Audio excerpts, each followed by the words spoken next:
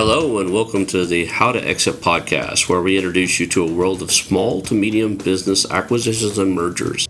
We interview business owners, industry leaders, authors, mentors, and other influencers with the sole intent to share with you what it looks like to buy or sell a business. Let's get rolling.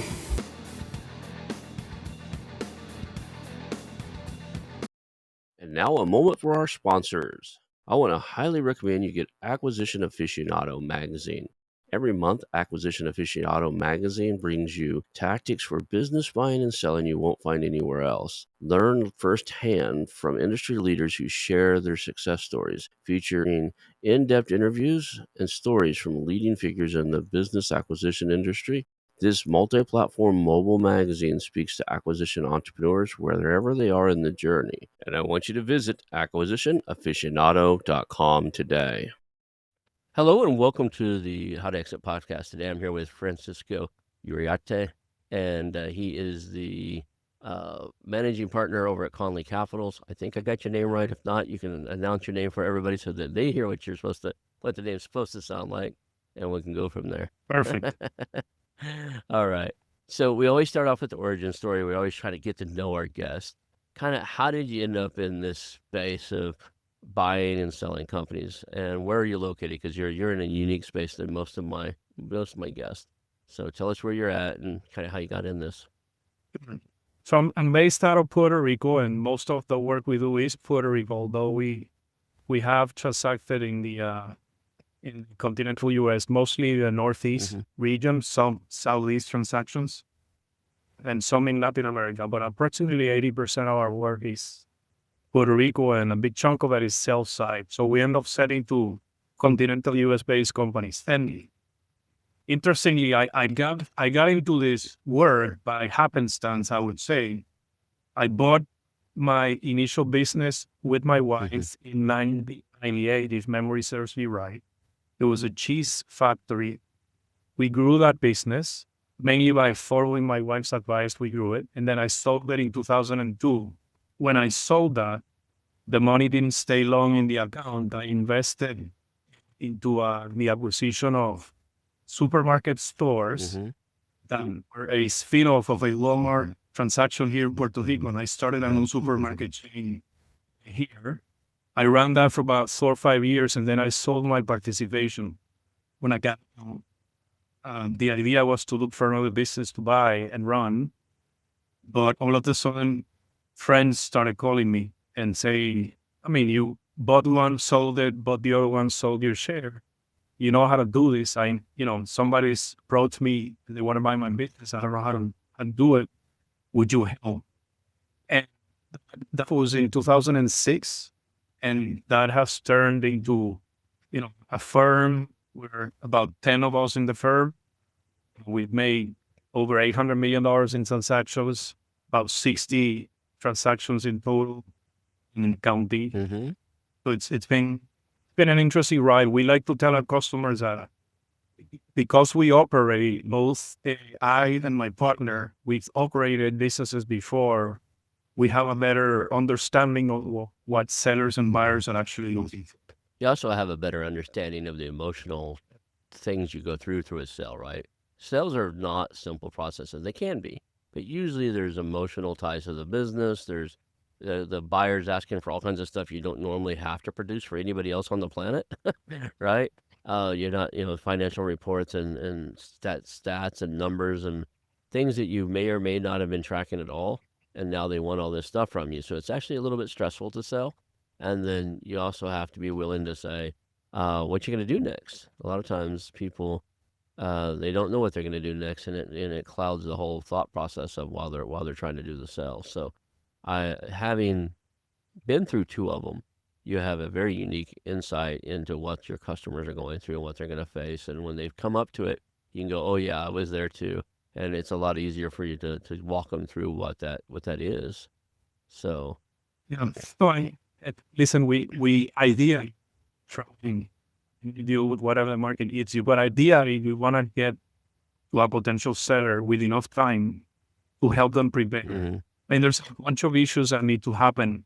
The first one, as you said, is what will I do next? Because if the business is your life and your persona, and you don't have a plan B clear, you're gonna end up sabotaging the transaction and it's not gonna close. It works that way. So you have to have that plan B clear. But then you get into things like you're gonna sell the assets or stock, and depending on those two, there's tax consequences, but there's diligence consequences too. And then sometimes private businesses either have a cash basis counting, maybe they only do their tax filing, they don't necessarily go through accrual based, gap based financial statements. So depending on the size of the business, the buyer, most likely in our case, is a sophisticated buyer. They want to see clear numbers, and they're going to put you through the quality of earnings process. And if you're not prepared and you present the correct information and it all ties up, it's going to become a nightmare, and we just don't want to do that. We want to make sure we get them prepared, and we help them manage the process so that at the end of the day, the business owner, in most cases, is the number one person in the organization. So I don't want them losing focus on their business and not running their business, because this won't surprise you. Some deals don't close, right? And you don't want to be sitting 6-9 months after a process without a deal done and your business tanking down 20%. You just don't want to do that. So we end up being the trusted advisor and kind of project manager for our clients, and we run the process from A to Z to closing complete. Yeah, and it opens you up for all this retrading stuff too. So if you hear like an LOI and the LOI comes in at a certain price, and you've taken your foot off the gas and it took 6 months to get the deal done, at the end the buyer's going to look one more time at your current financials and go, you've declined by 20%. We need to retrade this deal, meaning they're going to renegotiate a lower price based off your current revenue numbers. So I always tell sellers, like, look, whatever you do, never take your foot off the gas. You want to show strong, consistent growth throughout this entire process. And that's how you're going to get the best, bang for the dollar. That's how you can get the best value out of your company, is even though, so if that means you need to bring in outside help and advisors and other people to do these tasks instead of doing them all yourself, you're better off on the other end, because for every dollar you decline, you lose that multiple of that dollar, right? So you're a dollar less in revenue this quarter. If you're trading at a 5x multiple, you just lost $5 in the sell value of your property. So people don't get that. What other things do you look for in a pre-sale stage? I'm going to walk through this process from start to finish of a sale, right? And work with you. And pre-sale, strong financials, strong books. We're talking about making sure, maybe even creating books if they've only just done their taxes, right? So that there's something that can pass a quality of earnings report. I'd hate to see somebody have to start and go, I need a quality of earnings report, and you don't have any financials recorded anywhere, because it's just never going to work, right? So what are the things you look for? One of the first things we try to ascertain goes to, do I have a willing seller or not? And that has a lot to do with soft issues and not hard ones, right? So it's what's the mentality? What's the expectation? Is there a plan B?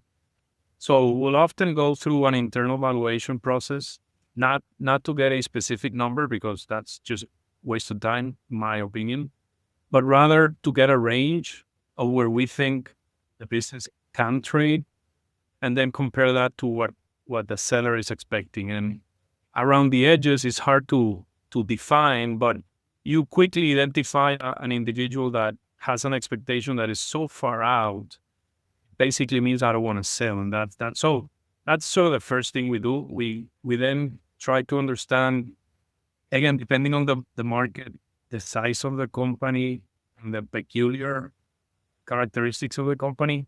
We'll try to figure out if this is a tax or an asset deal. Because most of the work we do is in Puerto Rico, we find that we need to spend time understanding that, because the typical buyer from the continental US would want to buy assets. And that makes sense, because there are certain rules in the IRS and most of the states just make it easier for them to make an asset transaction.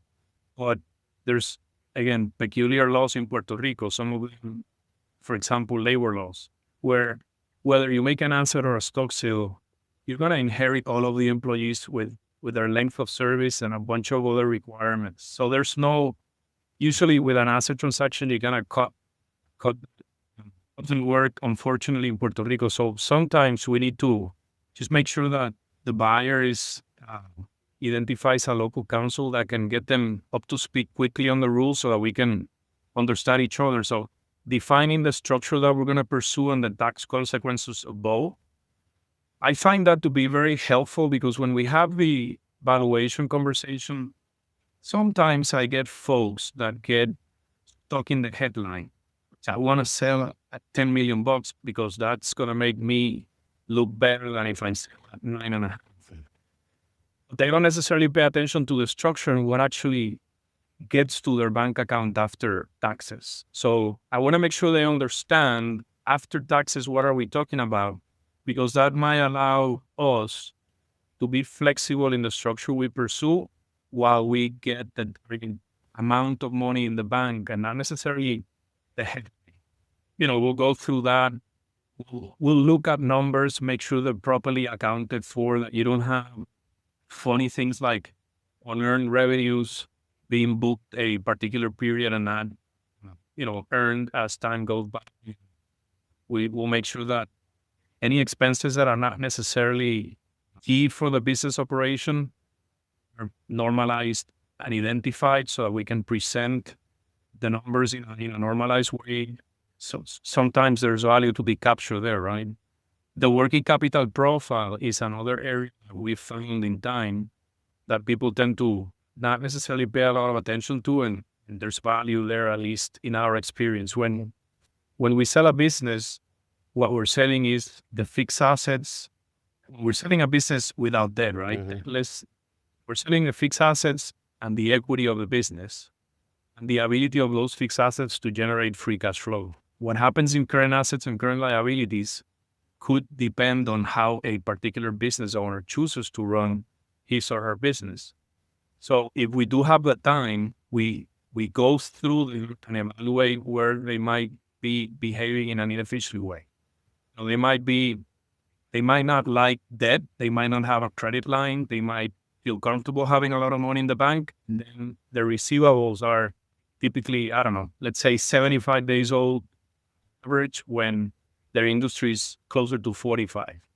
But then they don't want to owe people money, so their payables are paid at 30 days on average. Mm-hmm. And that creates a working capital profile that works against you in many instances. Inventory, are you rotating inventory in an efficient manner? Or are you just buying, because you have the cash, you buy whatever you think you need, and it doesn't really matter if you rotate the inventory or not. So we pay a lot of attention to working capital because there's value to be taken out of a transaction when we understand that and we can make it efficient and improve it, right? Right. We put all that information together in what probably is, again, typical for you, but we put together a teaser. And the teaser is going to have very top line general financial information and a brief description of the company and the industry and the geography it operates on.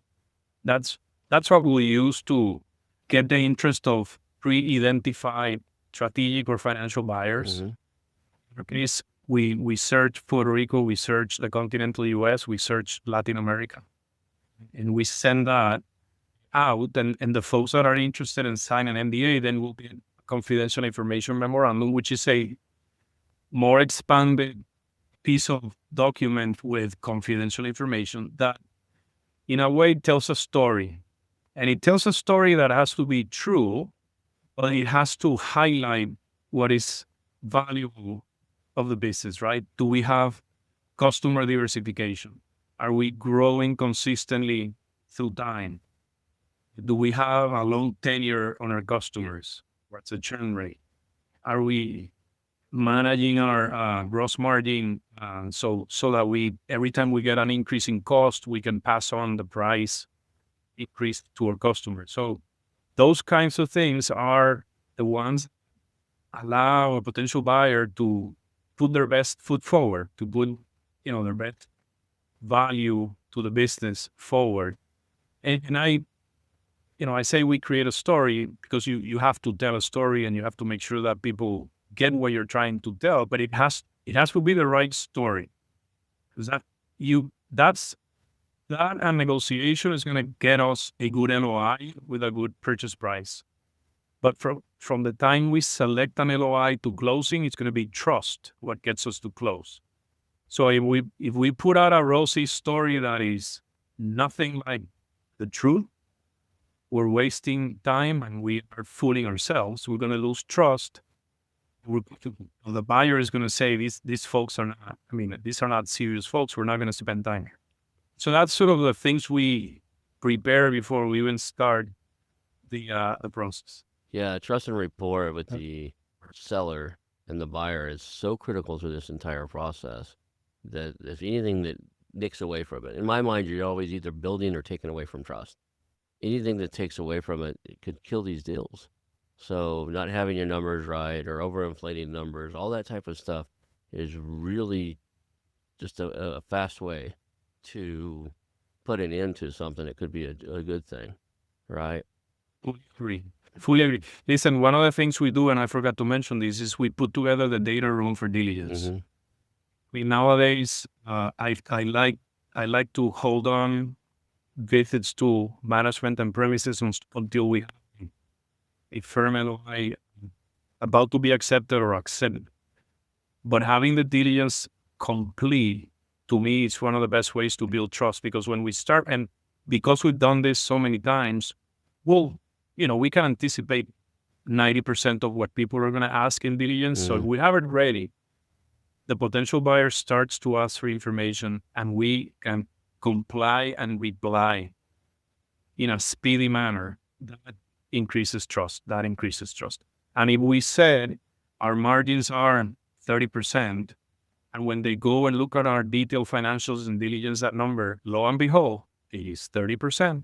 You keep on building trust, and that helps, again, get to closing and obviously deal with any issue that could come up in the diligence. There's always going to be issues, but if you have enough trust developed, you can certainly correct whatever issue you find in a more productive manner. Yeah, I don't know how many times we've started down the process and I ask for something. They go, okay, let me see what we can do to get that for you. And it goes, days go by and you're thinking, they're out there making this stuff up because this is something either you have or don't have. Right? You have you know what your expenses are and you have them. You have your expense reports and you know what company, supplies cost and stuff, or you don't have it and you're going back and scraping through old receipts and making stuff up, to fill in the gaps because you won't have it all. Right? So that's the fastest way, I think, to degrade trust in that due diligence process is go, yeah, let me get that for you. And then it takes 3 or 4 days to do it. Because in this day and time, if it's there, it's in, some form of accounting software, QuickBooks or otherwise, and it's just going in, clicking a few buttons and generating a report, right? It's minutes, not days or hours or weeks. So we had one company that, it took them 3 weeks for everything we asked them to do. So. Yeah, but listen, unfortunately, and again, I still run across businesses, especially in the lower end of the market. I don't know, let's say $2-3 million in revenues and below. They do not keep accounting books. Right. They just send a large box to their accountant at the end of the year. So the accountant do the taxes. Yep. They have no idea. These guys, their expertise. With their expertise, they know that they're making money, but they cannot prove it. They don't. And at the end of the day, that to me that becomes an unsellable business. So I've always argued that you have a choice, right? You can start a business and run it since day one as if you were going to sell it. The day that you decide to sell it, if you do, then you're ready. There's not a whole lot you have to do. But if you don't necessarily think of what you need to sell a business, it'll get to a point where you probably need 1, 2, 3 years to get ready. Right. I laughed when you said that, you take the financials to the, tax guy in a box. That was my father to the T. It was a brown paper kitchen bag, like a brown paper shopping bag. And he'd put all the receipts in there. Now, he put them in order, like date order. right? And sometimes you would put paper clips around jobs, like so all this went to this job site. So that was about as organized as he got. So the receipts and all the slips and stuff were they'd have a paper clip, but everything in that paper clip was for a particular, they all matched the same address and usually around the same date time. And he would take that and he's like, either, as I go, though, he's like, oh, take this to our tax guy over on 81st Street. So I take it. There's these this old man and his friend that helped him do the paperwork, and they worked out of this one guy's house, and I would drop it off. When I was about 16, I probably told this story on the podcast more than once, but when I was about 16, my father handed that business over to me, and it was towards tax season. I went and told him, "Say, hey, I'll be dropping this off, but I'm running the business now." And he goes, "Could you please leave me the brown paper bag at least quarterly then?" So it's not so much to go, you guys are getting big, like we were doing quite a few jobs. Like, could you just drop it off once a quarter? It's that way I'm pretty much prepared by the end of the year. And I was like, what should I be doing?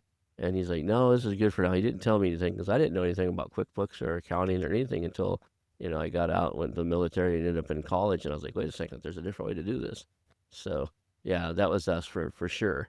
And I'm sorry, I was going to say, to me, it's unthinkable that a doctor, if I'm at the ER or the hospital, right, a doctor comes to see me, first thing they do is pick up the chart and see, what are these guys vital? What has happened in the past? Why is he here? I find it unthinkable that somebody can run a business without financial statements. I mean, I know people do. Yep. I can't. I need financials to run a business. Listen, I learned accounting the old way, just starting to read and I'm an engineer by training, but I ended up, in business and finance, and I had to learn accounting. So I think I'm dangerous enough to face any CPA and have a decent conversation, but I'm not a CPA nor have had a lot of technical training on accounting. I do like what you said. But I do understand a business by looking at the numbers. Yeah. Is there anything else that needs to be in line before a company takes themselves to market and puts it out for sale? I mean, I would say if you're targeting a stock sale, then you need to understand that because the person that's going to buy, it's going to actually buy the legal entity since it was initially created way back whenever. You need to pay attention to corporate records. You need to pay attention to your tax filing behaviors of the past, your labor practices, and your environmental practices. And I'm probably forgetting one or two, because those are going to end up in the rep and warrant section of your stock purchase agreement, and there's going to be an indemnity attached to it, which at the end of the day, the way I explain it to my clients is that is a hand inside your pocket that is waiting for you to screw up to take money out of it. So those are, and for some reason, I think we do more stock sales than asset sales. Again, I mean, it might have to do with the ease of permits, just changing permits instead of getting new permits, and some of there's exclusive distribution rights laws in Puerto Rico. So if you're buying a distribution company, you don't want to give the principal a chance to, just cut you loose from that. So even though those contracts have changing control language and all of that, we usually go that path of having a stock sale so that we can better negotiate the transfer of those or the changing control approvals for those types of agreements. So that means your buyer's going to want a lot more legal due diligence stuff to make sure he's not buying any extra liabilities, right?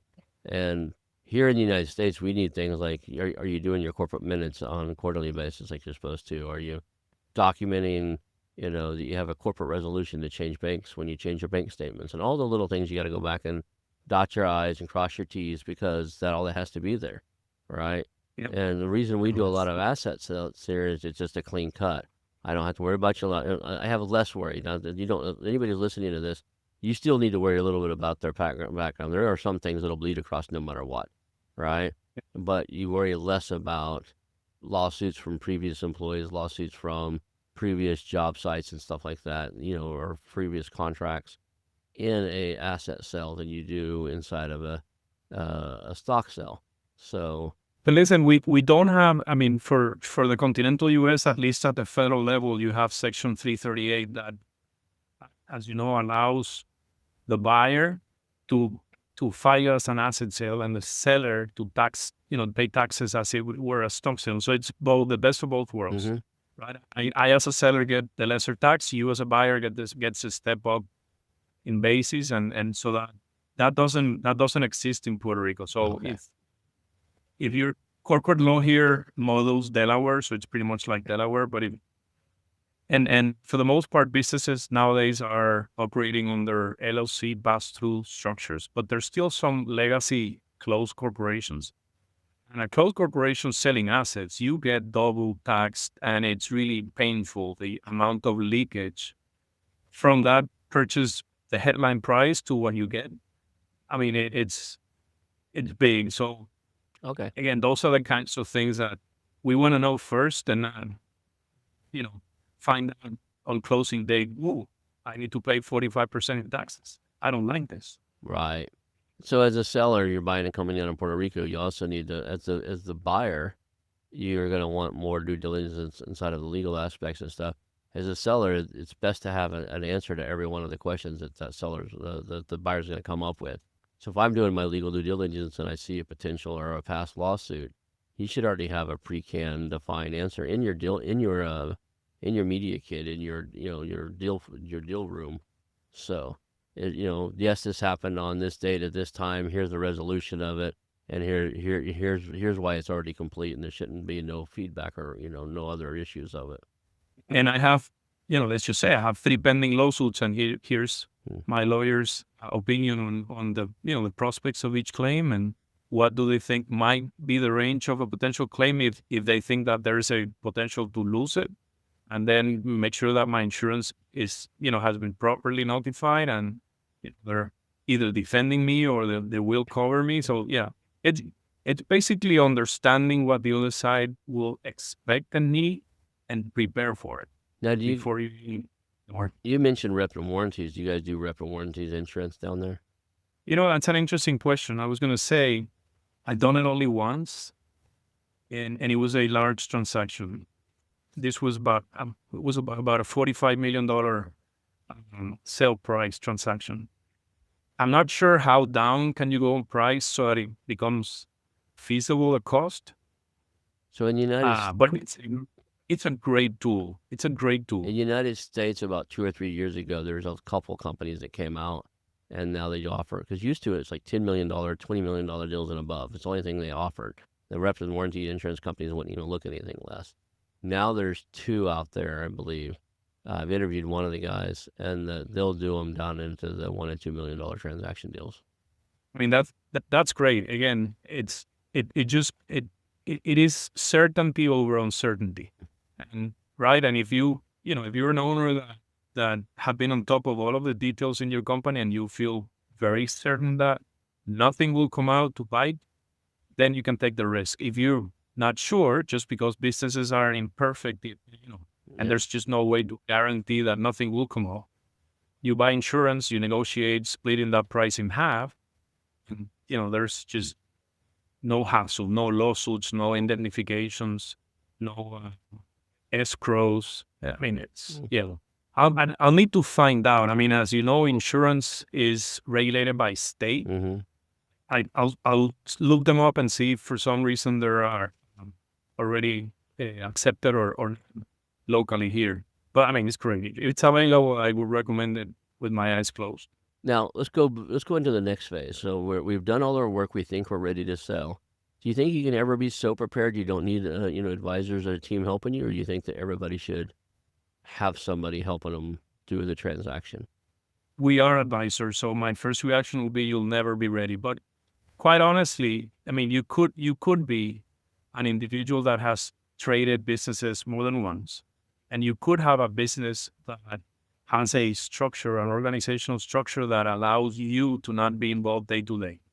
And then you might be able to pull it off. I mean, this is, at the end of the day, I tell my clients, first, this is not rocket science. And some folks come to my office and they think that we have like buyers that are exclusive to us, and we have them inside a hat. And whenever they sign the engagement, we're going to pull it out and say, this is the magic buyer. And I tell them, listen, whoever tells you that, they're lying. And just beware. We probably you, Mr. Client, are gonna know better than I who's your potential buyer. We will research the market. We will unearth strategics and financials and maybe augment that list. But you're gonna know better who's gonna sell it. What we provide is the ability for you not to lose focus on running your business. That's one. Two, plausible deniability, right? And on emotional interaction. I can sit down with a buyer and I can hear out of this world small number for the company. It's not gonna piss me off. I don't know if I should say this or not, but I won't get mad. I'll say, Mr. Buyer, it just so happens that the rest of the suitors are 50% above your price. And even though I respect your appreciation of value, if you want a real chance at getting to the next stage, you need to consider upping your number. I'm not going to get mad. Sometimes, if the principal is involved in the conversation and they feel that their business is like a son or a daughter, they'll blow up and, So bottom line, we've done this and we do this day in and day out. Usually business owners will sell once or twice in their life. Mm-hmm. There are people out there that are prolific and that they like growing, selling, starting, growing, selling, buying, growing, selling. So what I would say is always, it depends on the amount of time you can spend on the process, your understanding of the process, and the deal team you put together. For example, we as mergers and acquisition advisors, we don't work alone. We need a team. And we always explain this to our clients. We need corporate lawyers, tax lawyers, environmental lawyers, labor lawyers. We might need accountants to do a quality of earnings pre-going to market. So we understand where are the issues and fix them before we go out. So what I try to explain to my clients is this is not like selling a small apartment where you put a picture and list the apartment and somebody just connects one and the other and they just sign a piece of paper that is standard and off we go. This is a relatively complicated process. There might be businesses that are small in nature, that single location, maybe, I don't know, doing $100,000 to $500,000 a year. You might be able to sell those pretty easy. But as you start getting into more complicated growth businesses, multi-location, multi-geography type businesses, it is a complex process. So it helps to have folks at your side that have done it before, because guess what? Again, depending on the business you're running, the buyer is going to be a very sophisticated buyer who's going to come armed with very expensive law firms. At least that's our experience, because they are, again, either strategics or private equity firms. And, those guys, they know their craft. They've done it at least, if not more times than we have.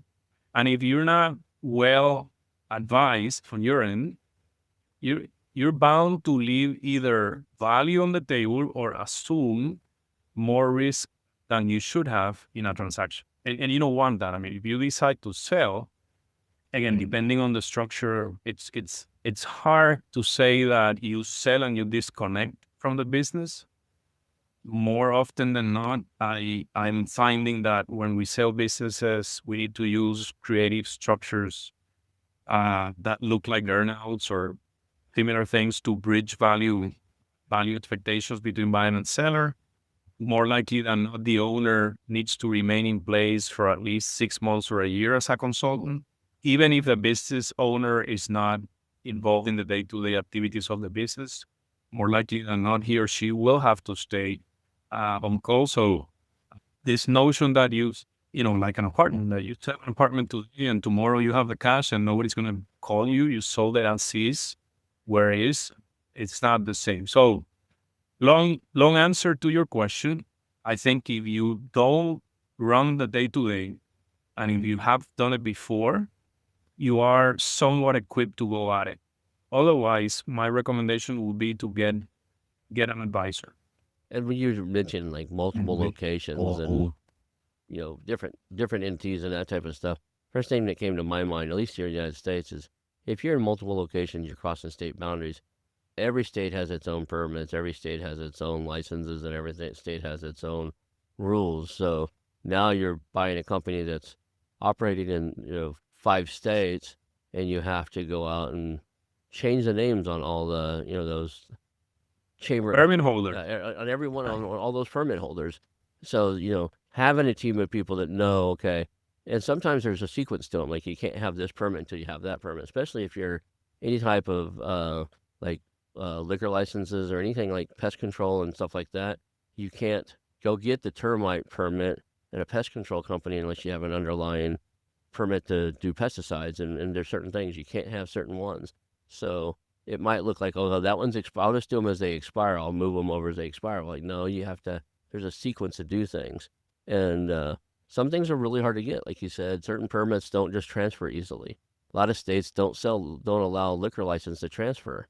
So if you did an asset sale and you think I'm just gonna go get my own, well, you're going to be in a lottery of 15,000 people waiting for the 5 licenses they're going to give out in that county for that year. So how do you buy that business? And you need to pre-plan, understand diligence. Yeah, I mean, we've personally helped a local client buy companies in Philadelphia, Virginia, New Jersey, and Maryland, and went through that process, which was a big headache. When you go into a company and you see, usually they have like a bulletin board with a bunch of pieces of papers, and all of that needs to be transferred. Not all of them are transferable. So, I mean, it's a big headache, but again, if it's a big headache if you don't understand it and you buy and then you're faced with, wow, I cannot operate. I thought I could operate the day after I bought. I can't. So now what do I do? And this is, I switch from sell to buy, but it's exactly the same. When you plan, right, and you diligence, then you understand what are the steps that you need to know and do. And then you can structure your acquisition agreement to reflect those peculiar things per location, and make sure that you never interrupt the business. Because the worst thing you can do, either as a buyer or as a seller, is to not be able to continue as if nothing had happened the day after the transaction. That's not good for buyer or seller. It even impacts sometimes the valuation of the company, because in some states, some of those licenses are so hard to get. The license has an inherent value, right? So you hold a special license, like in certain states, I want to say like Virginia and some other places where it's really hard to get liquor licenses and stuff, and you own a restaurant that 60% of your revenue comes from liquor sales and wine. All of a sudden, if it's real hard to get that license, knowing that the business, that license itself might be worth some value, monetary value, that increases the value of the overall company, as opposed to one that doesn't have it or one that's going to lose it on the transfer. So I see them all the time popping up on the biz buy sell. It's like on some of these other things, we have this license and we'll help. We have a company that'll help transfer it to you so you won't lose your license. And you do their little research and, oh yeah, that one's really hard to get in that state. So let's look at the next step here. So you're talking about we talked about taxes earlier a little bit, like with the tax implications and stuff like that.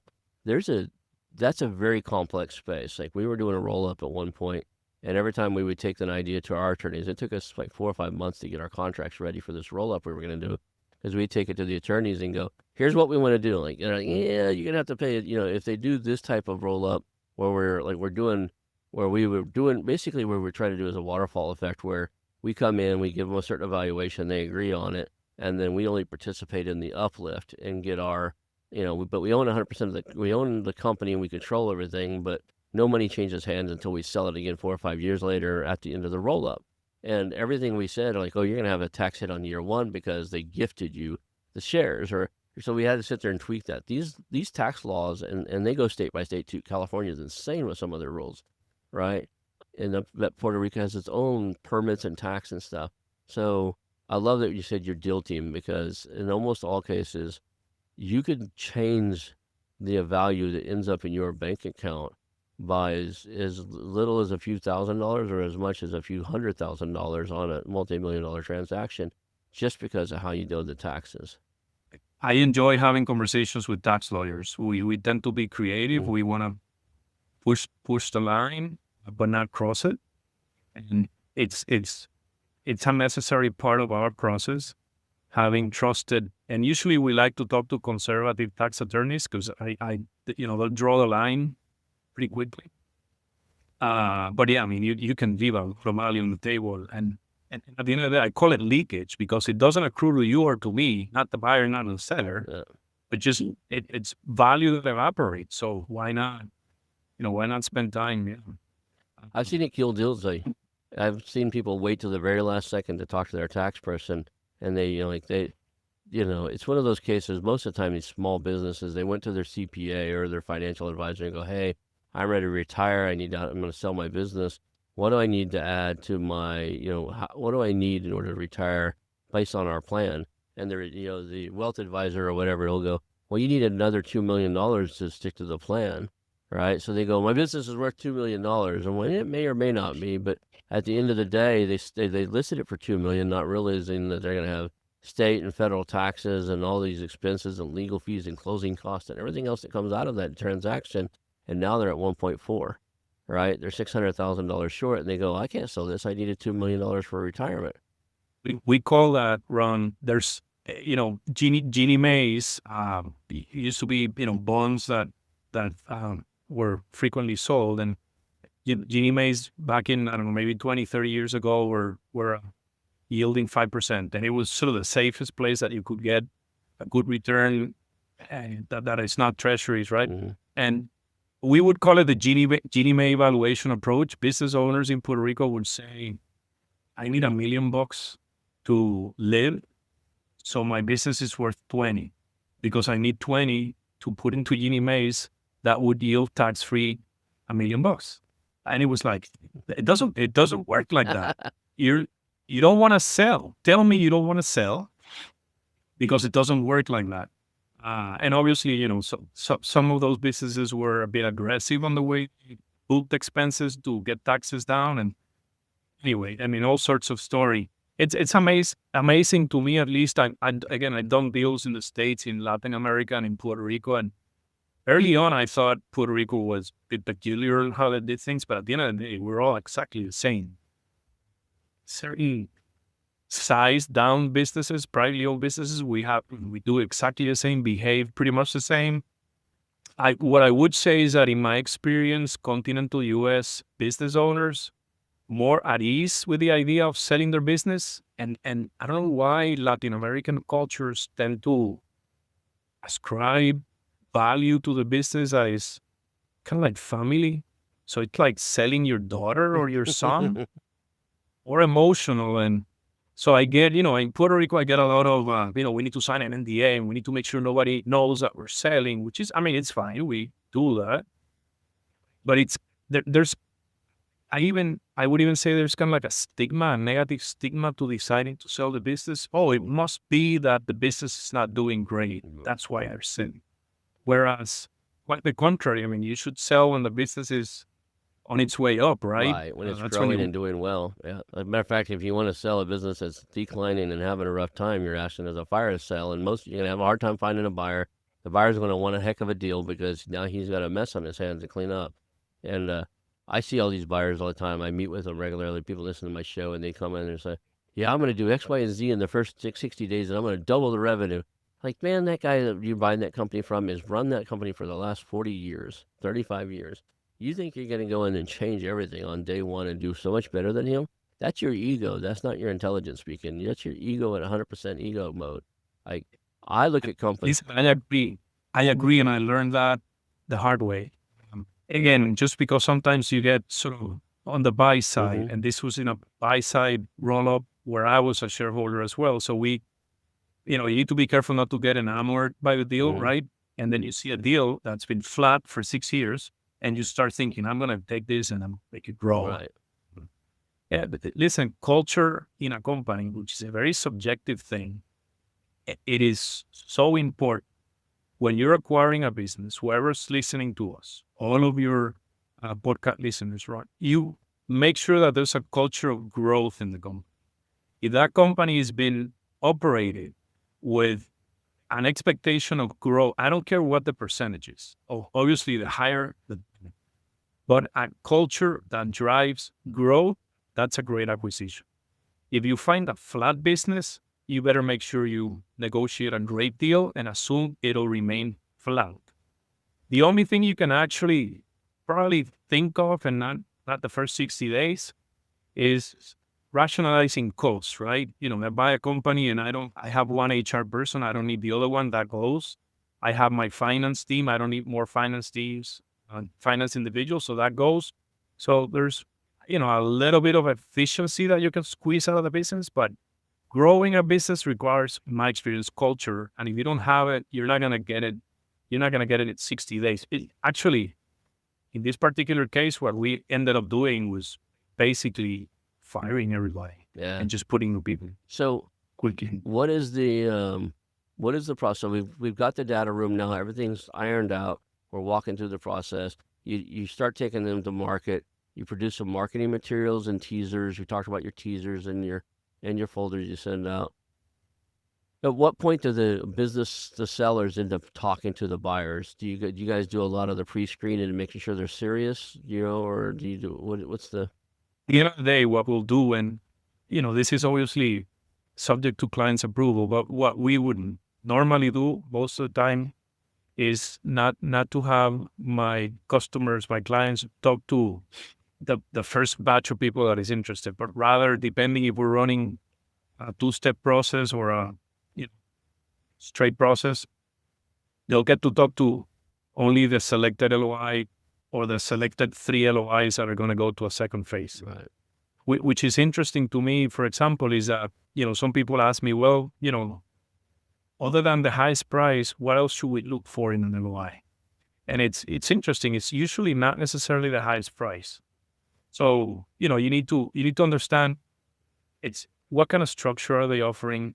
What are the payment terms? What are the contingencies to that deal? What's the level of approval? Who are you talking to, right? So sometimes, we learn through experience, but early on, you would get all excited when you had an LOI with a very high price, but you were talking to a level within the organization that had 2 steps and a board to approve it. So it's like, I'm getting a non-binding LOI from a guy who doesn't have authority.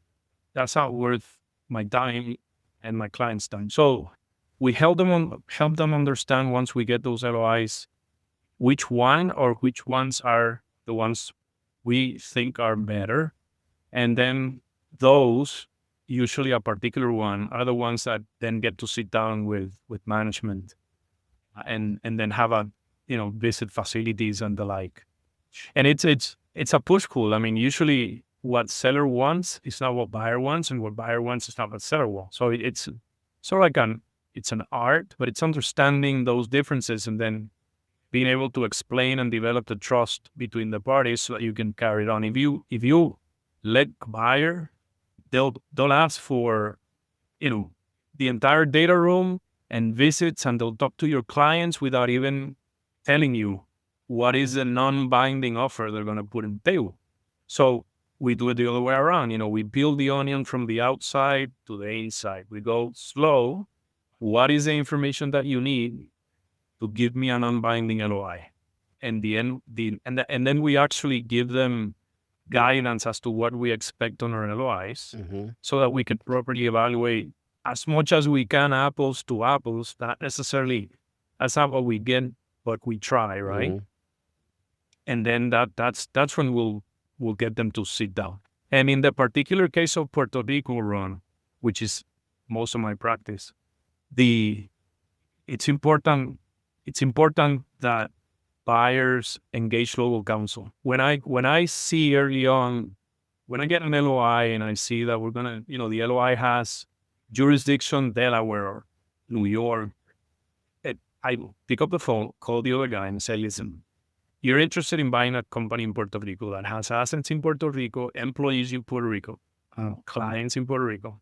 So, I mean, you need to understand the law, the law of the land, right? It's not complicated. As I said, corporate law follows Delaware law. As soon as you get exposed to it, it makes all the sense in the world, but it's different. So you need to understand it.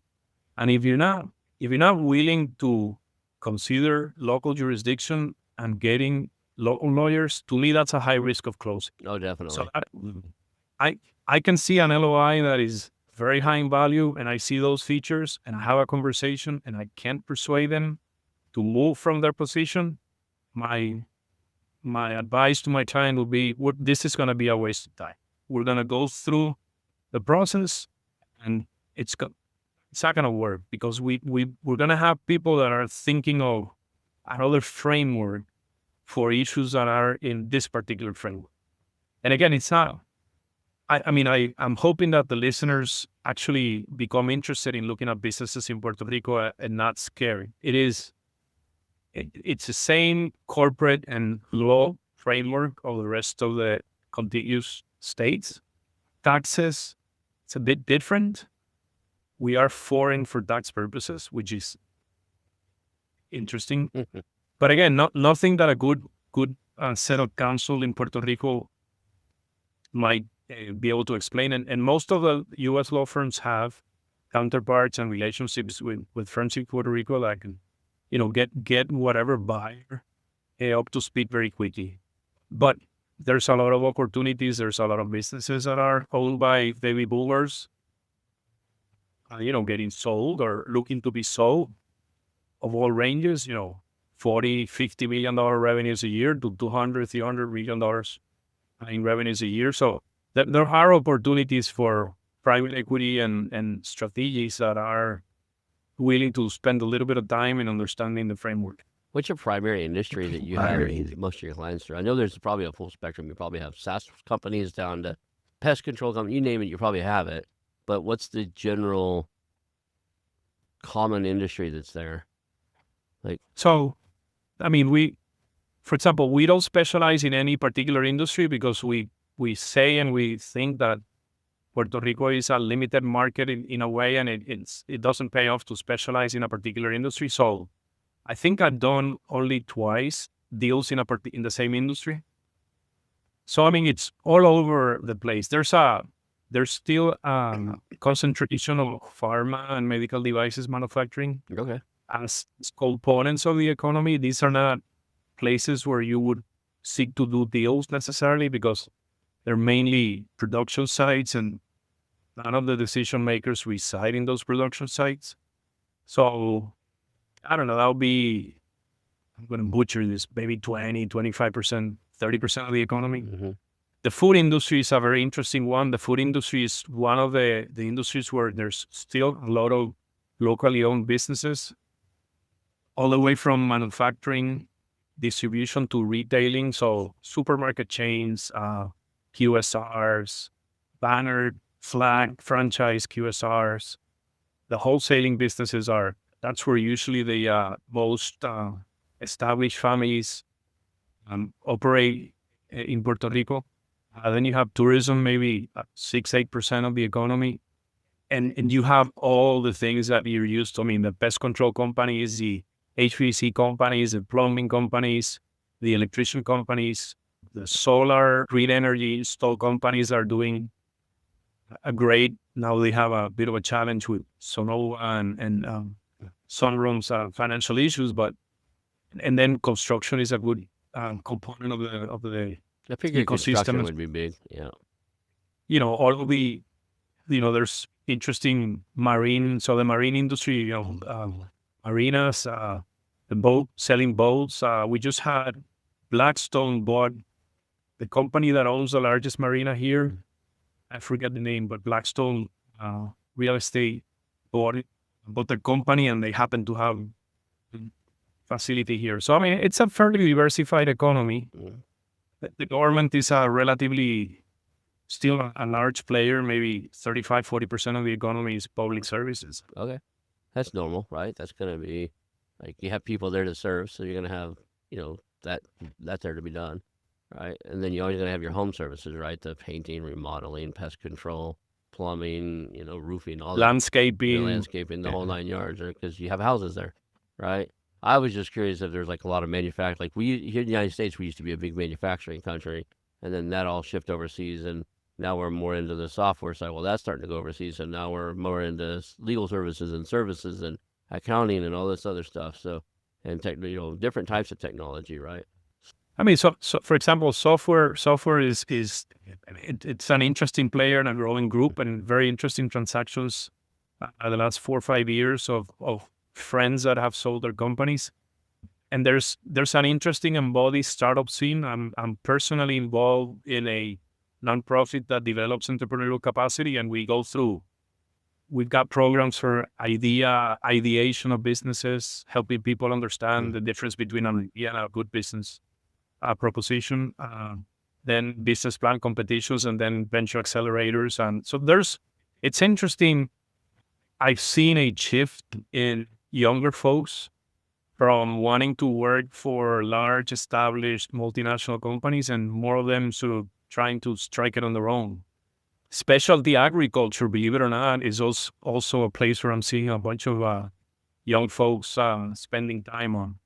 All right, so we need to wrap this up, and I know we can talk on forever because we're both passionate about the subject. What are some ways people reach out to you if they're interested in seeing what's available in your market, and how do they reach out, and if they are ready to buy something there, or they're sitting there listening to us, they're already they live in Puerto Rico because you're going to have locals listening to us also, and they're ready to do a deal. What's the best way for somebody to reach out to you? I mean, it's either website, email, or phone. Our website is ConnellyCap.com. Connelly has 2 N's and 2 L's. So it's ConnellyCap.com. My email is Francisco, like the city, San Francisco, right? Francisco@ConnellyCap.com. So, yeah, those 2 ways are great. You can reach out through LinkedIn, Francisco Uriarte, connect. Happy to help. Uriarte. I know I butchered your name the first time. Uriarte. I'll do my You best. did great, by the way. You did great. As we get to know each other more over time, I'm sure we'll have other conversations. I'll do better and better. I appreciate you for being here. Hang out for a few seconds. It has to gather the files. So we'll call that a show. Thank you. Thank you. All right, bye.